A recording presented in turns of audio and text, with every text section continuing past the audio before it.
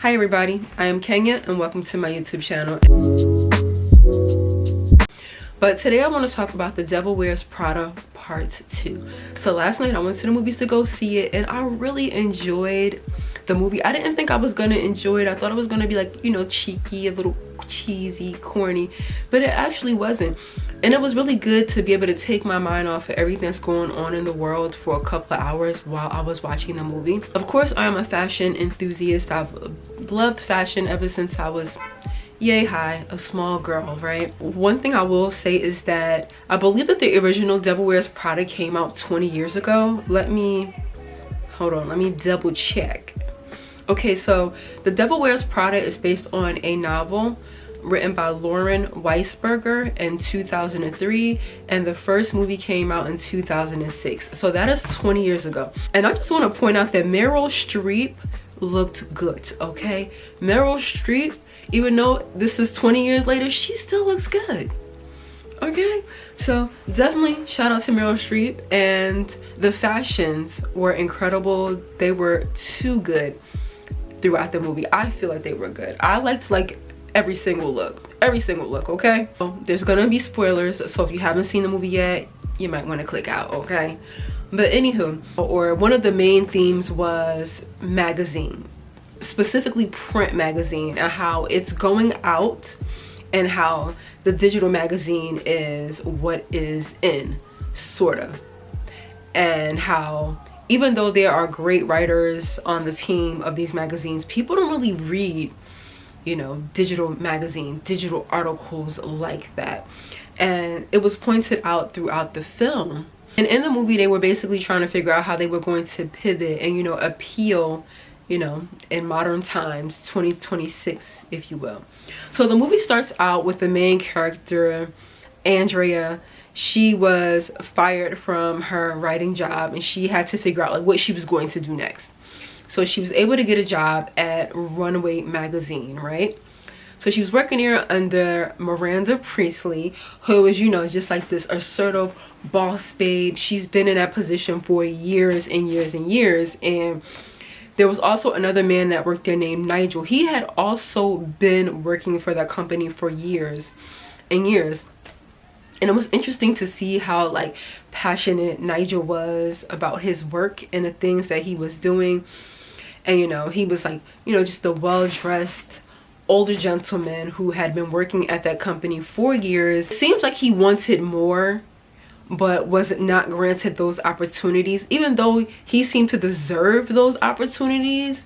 And you know, Miranda Priestley, she ran the show. She said what went and what didn't. I feel like my generation, I'm a millennial, and people younger, like, we're not gonna wait around at a company to be promoted or to get the position that we want. We will literally job hop to the next company to get the position we want and potentially make more money. But with the older generation, people didn't normally do that. And I feel like Nigel staying at Runway for as long as he did, even though he was not getting what he wanted, felt like that symbolizes like the older generation and old work ethics and work habits, if you will. The movie basically shows Andrea, which is Anne Hathaway, how she is navigating in this world as a writer.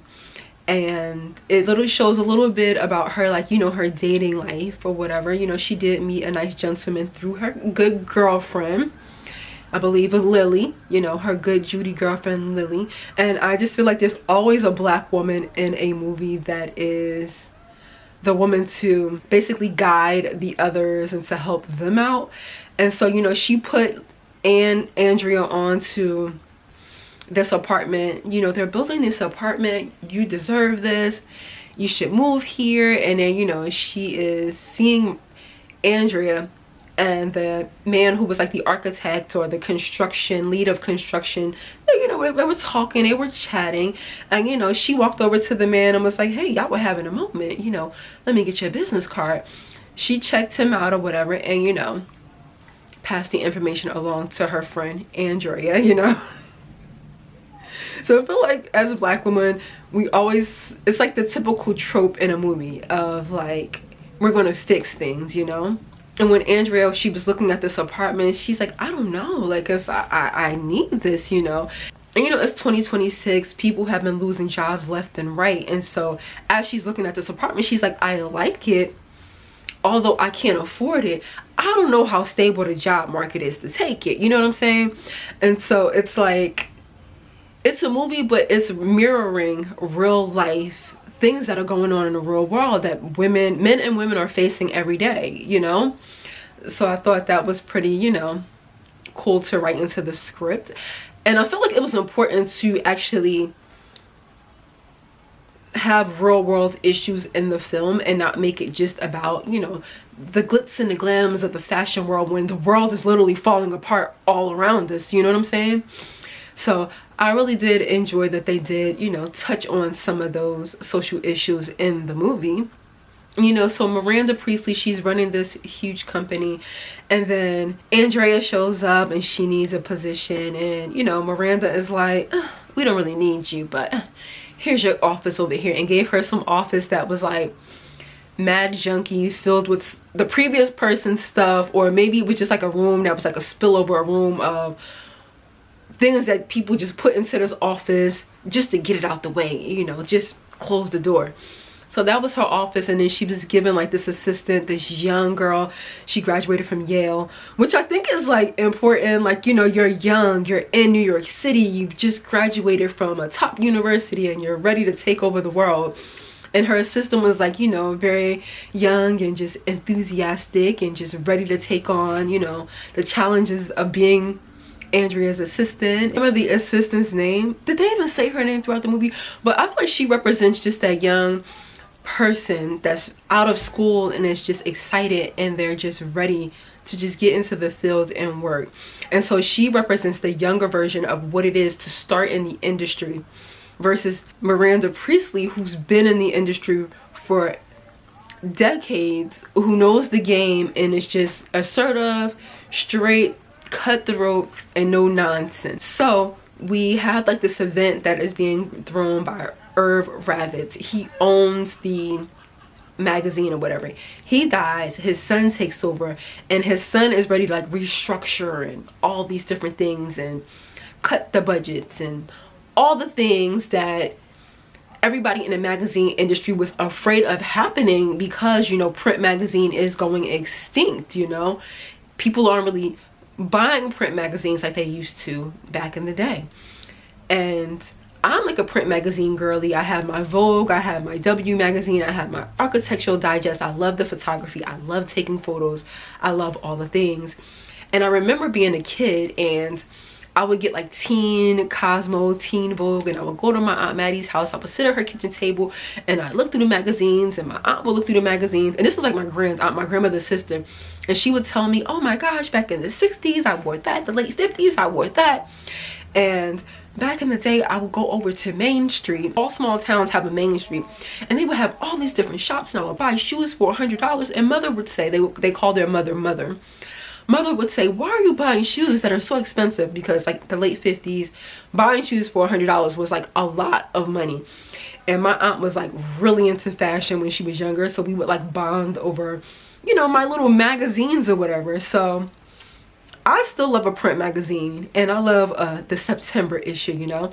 And that was another thing that they touched on in the movie, where Miranda Priestly was like, yeah, we need to, you know, to get, you know, the fashion houses to, you know, have ads in the magazine, because our September issue is pretty thin. And you know, the September issue is always pretty thick because the fashion houses, they take out ads in those magazines, and the September issue is basically the issue that it's like the one to get, you know, it's real, you know, thick or whatever. And so I'm guessing fashion houses aren't, you know, really taking out ads in magazines as much as they did back in the day. Now you have all sorts of ways to advertise. You have influencers. There's a huge big influencer market. You have celebrities that can wear your clothing. Like, times are changing, you know, and the movie basically is letting us know every minute that, you know, times are changing in the magazine industry. So anyway, Irv Ravitz, who owned the runway, he dies. Now his son is doing all these, you know, changes, and now it's Milan Fashion Week. So Usually, you know, they ride first class, they have the best hotels, they get, you know, private drivers. And his son is like, okay, we're cutting private drivers, you're gonna be taking Uber. When you get on a plane to go to Milan, you're gonna be sitting in the back with the pole people, okay? We cutting the budgets or whatever. And so Miranda, she gets on a plane with her assistant, and her, you know, she's just like, you know, I would like champagne for Miss Priestley. And the stewardess is like, oh, we don't serve that back here, girl. You back here with the pose. And so that was like a realization, like, dang, like all the things that they were used to throughout the years working in fashion is now getting, you know. One of the main, like, I feel like themes of the movie was how times are changing, right? And one thing that stood out to me was Miranda Priestley, her assistant, the like Simone is her real name. I don't know what her name is in the film, but anytime Miranda went to say something, her assistant kept saying, like, don't say that. Whereas like back in the day, you could say these type of things, but like now it would be politically incorrect. You will get canceled and all of the above. And she was trying to describe, like, you know, this year for Fashion Week, you know, there is, you know, this body, she said body negativity. Like, you know, Miranda, she's old school. She's not with the whole body positivity, like, movement and fashion and, you know, choosing models. Like, she's used to like the regular skinny, you know, models. And now times have changed. And she was going to say, you know, something negative about those types of models who didn't fit the, you know, stereotypical, you know, standard of model beauty or model body types. And her assistant is like, don't say that. There was something else. There was like a few times within a movie where she was about to say something and her assistant was basically like, don't say that, at the table. And like she's trying to dance around what she's trying to say. Like, Miranda Priestley was not into the respectability politics, and you know, it was taking her some time to come around, like, okay, we don't do that in 2026, girl. But anywho, they're in Milan for Fashion Week. Fashion people are very serious about fashion, right? And when Andrea, you know, she was getting dressed for dinner, and Miranda kept reminding her, like, she didn't like her outfits. Like, are you wearing that to dinner? Like, are you actually gonna wear that? Another thing that I got out the movie was like, yeah, fashion girlies take fashion very seriously. Now, Andrea, this is the second job that she's about to lose. She feels like she's about to lose. So she's like, she has to do something to save her own behind. So she teams up with Emily, which is another girl who worked at Runway magazine.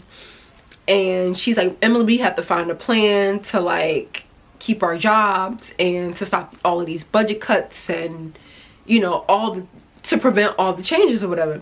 So Emily had this great idea to have her boyfriend Benji, this man that she was dating at the time, who was spoiling her, you know, buying her all the things, you know. She called him a patron. I don't know. I'm gonna start calling men patrons. The man that was taking care of her, financing her life, that was her patron, all right? And so basically she wanted her man to buy the magazine so that she could run the magazine. Miranda saw Andrea and Emily getting into a car at a peculiar hour of the day, and so she knew that they were up to something. So Andrea convinced Emily to let Miranda Priestley know what was going on. And then Miranda was like, no, she's not buying the magazine to, you know, save the company. She's buying it so that she could run it. So Emily had to confess that was what she was trying to do. And when she was like, yeah, that's what I was doing. I want to run the magazine, you know. I'm young. Like she said, I'm young, like, and we need, you know, younger people and fresh faces around here, basically. Not verbatim, but in a nutshell, that's what she said. And I feel like that was like an ode to like how the younger generation feels. Like, you older people, y'all been in the same position, you boomers, you know. You boomers are the problem. Y'all been in these same positions for years and years and years. The younger generation, we can't get in, you know, to do the darn thing because y'all keep holding these positions hostage. And so I mean, not just in the fashion industry, but this goes on across most industries. And so she was basically trying to tell her, like, girl, you got to go. let the old folks, y'all need to go, and y'all need to let some new up in here, all right? But the older generation, they're always 10 steps ahead of us. Miranda Priestly had other plans. Oh, you think you're about to get your boyfriend to buy this magazine so that you could run it, so that you could be up in my shoes, so that you could have my office, so you could take my spot? Oh no, okay? So Miranda Priestly had to present a speech at one of the fashion shows, but at the same time she had to meet up with another woman. So when Andrea came into her position, she basically had to prove herself to Miranda Priestly. So she was able to get an interview with Sasha, who was played by Lucy Liu, and they got that interview, and she was able to write an article on Sasha, which did pretty well. Now, because she got that interview with Sasha previously, before they went to Milan, and Sasha basically was married to this high profile man who was uber rich, and so when they got a divorce, Sasha came off with some coin, right? And so when Miranda Priestly learned that Emily was trying to get her boyfriend Benji to buy her the magazine so she could run it, she, you know, called Sasha and was like, hey boo, hey girl, hey, this is the situation. And so Sasha was able to buy the magazine right from under Benji and Emily. They called Irv Ravit's son directly and offered him cash for like the whole company, not just Runway Magazine, but it was like Runway Magazine was under an umbrella of like Arius, I think it was called. Bought the whole thing, right? They're in Milan prior, and Miranda Priestly was supposed to give the speech at one of the fashion shows, but she couldn't because she had to go meet up with Sasha to, you know, secure this deal. Because she had to do that, Nigel, which is basically her right-hand man, the man who wrote the speech that she was going to say anyway, she told him, give the speech, you know, you wrote it, this is you're in your lane, you could do it, I believe in you. Went over to Sasha's house, secured the deal, and they were able to buy the magazine right from under Emily and Benji, and save the day. So it ended up being like a total happy ending or whatever. So because Emily tried to pull this fast one, she got fired. So now Emily is working at Coach, and it was so funny how the movie kind of shaded Coach at the end when Andrea met up with Emily, and she was like, well, you know, how's Coach? I love Coach, right? They got like the best leather, so I love Coach. But I feel like if you are into fashion, or you just love just a happy ending, you want to take your mind off of what's going on in the world for a couple of hours, go see The Devil Wears Prada Part 2. And I believe the movie was like, it was $17, $20.99 with tax, and I snuck my own drink in, okay? Don't tell nobody, it was in my pocket, and I had a few snacks, okay? So I give the movie a 10 out of 10, and I know I'm leaving some details out, and when I go to edit this video, I'm going to think to myself, I should have said but if I think of it, I'm gonna just do a little voiceover, okay? Anywho, if you did see The Devil Wears Prada Part 2, what did you think of the movie? Did you enjoy it? Did you like it? What was your favorite part? And if you're here to the end of this video, I would like to thank you guys for coming to kick it with me today, and I will see you guys in my next YouTube video. Toodles.